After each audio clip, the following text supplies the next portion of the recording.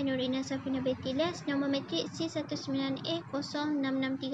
Saya akan membentangkan pengenalan terlebih dahulu. Pengurusan koleksi merupakan salah satu tata cara yang bertanggungjawab untuk menguruskan sesuatu objek atau bahan koleksi di muzium. Seterusnya, pengurusan koleksi merangkumi aspek inventori, maklumat, pemeliharaan, pergerakan objek dan artifak, dokumentari dan pameran.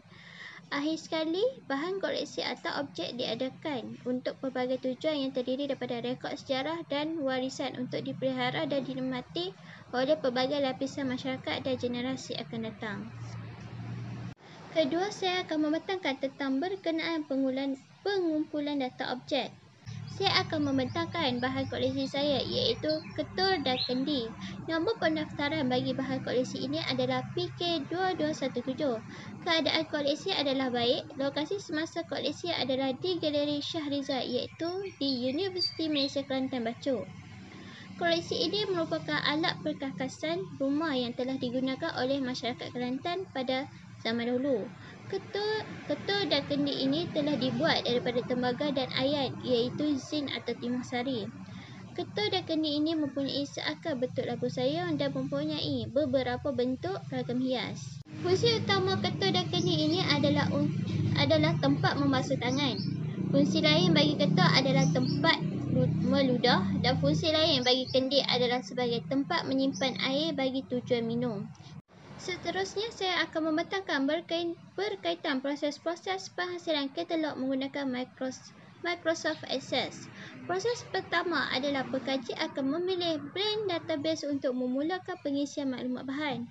Proses kedua adalah melakukan pembahagian data iaitu maklumat objek, tarikh pembuatan objek, butiran perolehan, keadaan objek, butiran pemohon dan katalog. Adalah penggunaan tabel untuk menghasilkan pembahagian dan proses ini akan berulang. Proses keempat adalah mengisi maklumat data dalam form. Setelah proses ketiga selesai, tabel ini akan ditukarkan kepada form untuk memudahkan pengkaji mengisi maklumat lengkap berkenaan bahan koleksi. Proses kelima adalah menunjukkan data yang lengkap telah diisi dan membuat editing untuk lebih seragam. Proses keenam adalah proses penyimpanan data kepada PDF. Proses ketujuh adalah menggunakan Merge PDF iaitu satu aplikasi dalam platform Google Chrome untuk menghasilkan satu fail katalog. Dan proses terakhir adalah menyemak segala butiran yang dihasilkan. Akhir sekali, saya akan membentangkan tentang proses-proses penghasilan QR Code. Proses yang pertama adalah pengkaji akan memuat naik katalog berkumpulan ke Google Drive. Hal ini kerana dalam penghasilan QR Code hendaklah mempunyai link pautan. Seterusnya, proses kedua adalah pengkaji akan salin pautan katalog berkumpulan. Pengkaji telah menggunakan MiQR untuk menghasilkan QR Code. Proses terakhir setelah proses kedua telah dilaksanakan, link pautan tersebut akan diletakkan di ruang yang disediakan. Setelah itu, pengkaji akan memilih jenis bentuk paparan QR Code, kemudian muat turun QR Code yang telah dipilih dan siap digunakan untuk diimbas menggunakan telefon.